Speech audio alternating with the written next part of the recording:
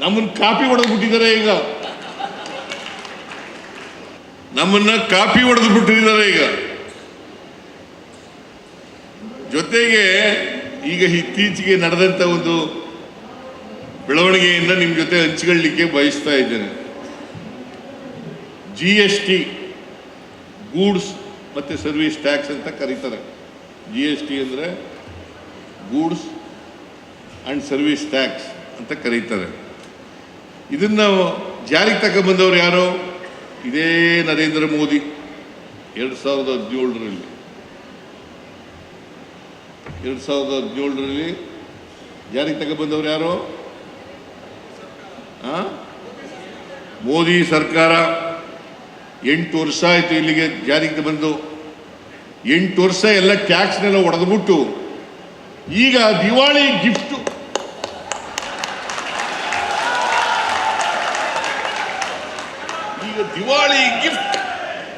ದಿವಾಳಿ ಗಿಫ್ಟ್ ಅದಕ್ಕೂ ಚಪ್ಪಾಳೆ ತಟ್ಟೋದು ನೋಡಿ. ಹಿಂಗೆ ನಮ್ಮ ದೇಶದಲ್ಲಿ ಹೆಂಗಾಗಿದೆ ಅಂತಂದ್ರೆ 8 ವರ್ಷ ಟ್ಯಾಕ್ಸ್ ಕಲೆಕ್ಟ್ ಮಾಡಿದ್ದಾರೆ. GST ರೇಟ್ಗಳು ಮಾಡಿದವರು ಅವರೇ, ಇದೇ ನರೇಂದ್ರ ಮೋದಿ. ಈಗ ರ್ಯಾಷನಲೈಸ್ ಮಾಡಿಬಿಟ್ಟು 2 ರೇಟ್ ಮಾಡಿ ಈಗ ಬೆಂತಟ್ಟಿಗೆತ್ತಾ ಇರೋರು ಇವರು. ಹಾಗಾದ್ರೆ ಕೊಟ್ಬಿಡಿ, 8 ವರ್ಷ ತೆರಿಗೆ ವಸೂಲು ಮಾಡಿದ್ದೀರಲ್ಲ. ಇದರಿಂದ ಏನು ಪರಿಣಾಮ ಆಗಿದೆ ಅಂತಂದ್ರೆ ಕರ್ನಾಟಕ ಸರ್ಕಾರ ಒಂದಕ್ಕೇನೆ 15,000 ಕೋಟಿ ನಷ್ಟ ಆಗ್ತಾ ಇದೆ. ರಾಜ್ಯಗಳಿಗೆಲ್ಲ ಇವರಿಗೆ 4 ರೇಟ್ ಮಾಡಿ ಅಂತ ಹೇಳಿದವ್ರು ಯಾರು ಇವರಿಗೆ?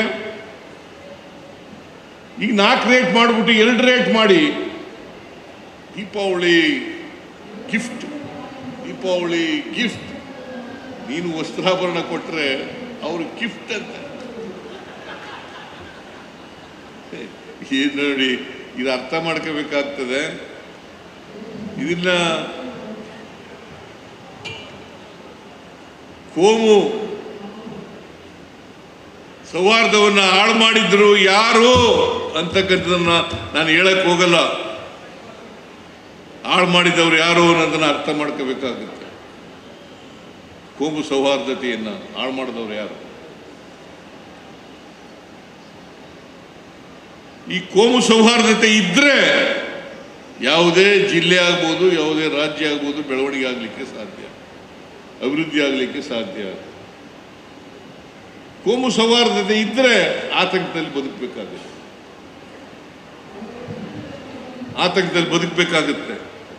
ಅದಕ್ಕೋಸ್ಕರ ನಾವೆಲ್ಲರೂ ಕೂಡ ಕೋಮು ಸೌಹಾರ್ದವನ್ನು ಕಾಪಾಡಬೇಕು. ಅದಕ್ಕೆ ನಮ್ಮ ಸಂವಿಧಾನದಲ್ಲಿ ಬಹಳ ಸ್ಪಷ್ಟವಾಗಿ ಹೇಳಿರ್ತಕ್ಕಂಥದ್ದು ಸ್ವಾತಂತ್ರ್ಯ, ಸಮಾನತೆ, ಭ್ರಾತೃತ್ವ. ಸ್ವಾತಂತ್ರ್ಯ, ಸಮಾನತೆ, ಭ್ರಾತೃತ್ವ ಇವನ್ನ ಬಹಳ ಎಚ್ಚರಿಕೆಯಿಂದ ಜಾರಿ ಕೊಡ್ತಕ್ಕಂಥ ಕೆಲಸವನ್ನು ಮಾಡಬೇಕು. ಪ್ರತಿಯೊಬ್ಬರು ಕೂಡ ತಮ್ಮ ಜೀವನದಲ್ಲಿ ಇದನ್ನು ಅಳವಡಿಸ್ಕೊಳ್ತಕ್ಕಂಥ ಕೆಲಸವನ್ನು ಮಾಡಬೇಕು. ಅದನ್ನು ದಕ್ಷಿಣ ಕನ್ನಡ ಜಿಲ್ಲೆಯಲ್ಲಿ ವಿಶೇಷವಾಗಿ ಎಲ್ಲರೂ ಕೂಡ ಗಮನ ಕೊಡಬೇಕು ಅಂತೇಳಿ ನಿಮ್ಮಲ್ಲಿ ಕೈ ಜೋಡಿಸಿ ಪ್ರಾರ್ಥನೆಯನ್ನು ಮಾಡ್ತೇನೆ.